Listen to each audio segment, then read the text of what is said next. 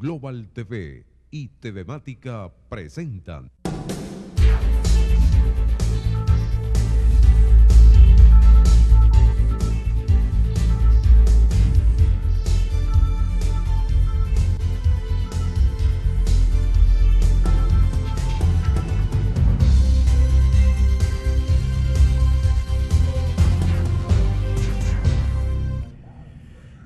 ¿Qué tal, amigos? ¿Cómo están? Bienvenidos. Ya estamos listos para conversar brevemente en este martes. Allá en los Estados Unidos están realizando unas elecciones que llaman de término medio. Y dicen los analistas que esto es una especie de, servirá también como una especie de medición para el gobierno de Trump, el súper polémico gobierno de Trump. Definitivamente no va a pasar desapercibido para la historia. Es un tipo que se va para los extremos, representa todos los estereotipos contrarios a lo que es la figura que uno tiene para un presidente, sobre todo de un país de ese nivel.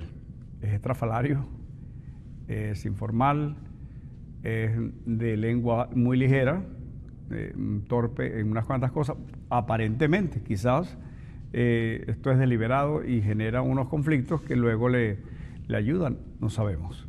Esto, concluido cierto ciclo, es cuando podremos evaluar cuáles son las consecuencias. En este momento vive los Estados Unidos una situación que lo han vinculado al tema. Es la migración, un grupo de personas que han salido desde Honduras. Se dice que son unas 7.000 personas, imagínense ustedes, a pie. Se trata de mujeres, niños. ¿Cómo es posible que de un país la gente escape? Bueno, nos está pasando en Venezuela. Son patéticas las imágenes que tenemos de la gente que sale por las fronteras terrestres con Brasil, Colombia. La gente que ha ido en embarcaciones precarias a las islas del Caribe. Ya tenemos hace muy poco un nuevo accidente en el que perecieron algunos de aquellos que no fueron tan afortunados en llegar a tierra a tiempo. La embarcación zozobró y murieron varios. Esos son vecinos del estado Falcón. Es que el hambre es así, es que las necesidades elementales que no están cubiertas generan esos procesos de desasosiego, de desesperación. Nosotros vivimos una inmigración, incluso pues somos producto. Los venezolanos, esta condición que tenemos es una raza mezclada con la gente que llegó. Nosotros no somos indígenas, no somos, ni siquiera decíamos los negros no son oriundos, no son nativos de Venezuela ni de este continente, vinieron de África. Ustedes recordarán la historia básica, lo trajeron como esclavos a las Américas para hacer los trabajos duros que, según los conquistadores, los indígenas se negaban o no estaban en condiciones físicas de realizar. Era toda esa hambre, esa ansiedad para desarrollar, para sacar riquezas, y comenzaron a especularse cosas. Entonces los negros pues lo trajeron como una especie de animales. Es una historia muy terrible, pero lo que nos ocupa es eso, que somos producto de esto. Somos un poco morenos, un poco blancos, un poco eso, una mezcla. Ese es el país, es la raza venezolana. Y entonces uno recibió toda esa herencia. Venezuela pues fue muy afortunada por la naturaleza, la dotó de muchísimas cosas. Uno podría decir, no se entiende cómo es que estamos así, y hay que entenderlo, es fácil. Y en algunas cosas tenemos un enorme parecido. Todo este hilo de países que van desde el Río Grande a la Patagonia es el manejo corrupto de la administración pública. No hay otra cosa, no hay otra explicación. Y eso se expresa con ese mundo de privilegios que le dieron algunos sectores. Por ejemplo, fíjese, para no hablar de Venezuela, lo haremos después, México. México tiene unos contrastes, unas pobrezas. En México vemos cosas bonitas, porque las hay en todas las Américas. Incluso un pequeño país fronterizo con México, Belice, tiene cosas muy lindas. Es un pequeño país que lo quieren coger México, lo quiere coger Guatemala, en fin. Pero, ¿cómo es posible que la gente que llega a administrar desde una alcaldía, una gobernación, desde el Poder Ejecutivo, la administración de la cosa pública haya tenido esa enorme desventaja. Hay que construir una estructura jurídica y más allá incluso de eso, hay que robustecer los valores de la sociedad. Tenemos que entender que cuando alguien hace algo indebido, alguien se roba la cosa de los demás, alguien se enriquece así, de un día para otro. Y tenemos casos. Pero nos referíamos a México. Esos extremos. Por ejemplo, Carlos Slim, se dice que es uno de los hombres más ricos del mundo. ¿Cómo llega a esa riqueza? Un tipo que unos años atrás, 50 años, no las tenía. Bueno, los privilegios que le dieron los factores políticos, esa bisagra de corruptos y corruptores, al final es lo mismo. Un sector privado usufructuando esa condición. Y entonces, luego los políticos que son, en Colombia le dicen, los llenan de mermelada, usan la mermelada, el dulce ese, y así de algún modo edulcoran o le dan un sabor a la corrupción. Bueno, y luego entonces los políticos se convierten en esclavos de aquellos que antes los perseguían, los acosaban, los adulaban, porque ahora son los dueños de empresas, de capital. Entonces Carlos Slim, uno de los más ricos del mundo, en un país con mucha pobreza. Y así estamos. Ahí está saliendo este presidente Peña Nieto. En diciembre se va, ya está electo el nuevo, es López Obrador. ¿Y qué pasa? Bueno, otro escándalo, o muchos escándalos de corrupción. La esposa en segundas nupcias era una actriz y construyó algo que le dicen la Casa Blanca, y a la señora le dicen la Gaviota, porque hacía programas de telenovelas. Y es una casa que no puede justificar, porque un hombre que decide estar en la política tiene limitaciones de ingresos, teóricamente. ¿Cómo puede tener alguien que se dedica a ser diputado, alcalde, un activista político que no tiene fortuna, que no heredó las fincas o las industrias de su padre, sino simplemente decide por vocación, esperamos, ponerse al servicio de los demás? La política es algo muy importante, algo muy serio. Hay mucha gente que la quiere descalificar, pero es una manera sucia de hacer política, haciéndole creer a víctimas ingenuas que hay una antipolítica, ¿no? Es una manera terrible de darle con el látigo a la ignorancia. Es decir, hay que evitar caer en esa trampa. La política es muy importante. Bueno, que hay gente que se corrompe usando la política, eso es un asunto que la sociedad tiene que abatir. La sociedad tiene que ir adelante, sacar todas esas cosas, la hojarasca, limpiarse. Eso es lo que nos va a tocar en estos países. Fíjense ustedes el caso de Brasil. Un dirigente sindical, un trabajador, un obrero, se forma autodidacta, porque el que escucha a Lula entiende que no fue a la universidad, pero estuvo en las bibliotecas con frecuencia.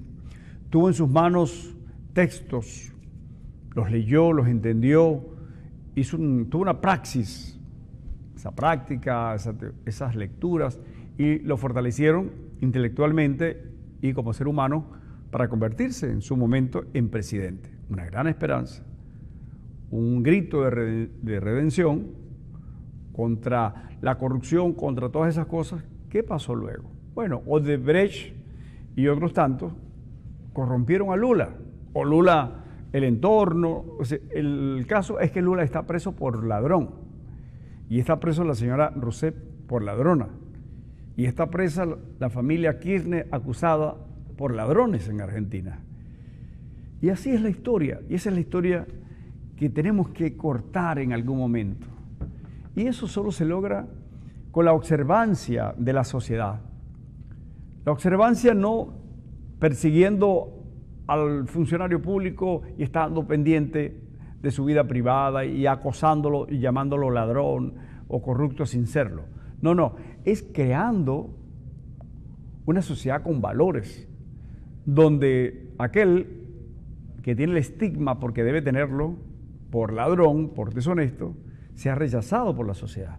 No solo castigado por las leyes que a esos efectos debe que existir y que pase por los tribunales y que haya un Estado de Derecho, que haya justicia que garantice que esas cosas son sancionadas. Esa es la sociedad que tenemos que construir de justicia para evitar que sigamos en este círculo vicioso perverso de la gente va a votar decepcionada por los que están y se les dice de todo. Luis Herrera decía, ¿dónde están los reales?, refiriéndose a hechos de corrupción del gobierno que estaba instalado. Y luego Luis Herrera hizo un gobierno sumamente corrupto y él, por la manera como terminó su vida, no se apropió de dinero del Estado.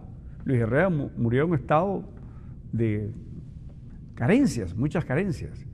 Son unas cosas contradictorias que hay que leer bien. Entonces, pero es responsable, fue presidente de la República. Hubo negligencia de su parte, o no se atrevió a iniciar la construcción de una estructura suficientemente fuerte, la estructura ósea de la sociedad, fortalecido, con valores, para poder dar los pasos sin traspiés, para poder construir instituciones serias.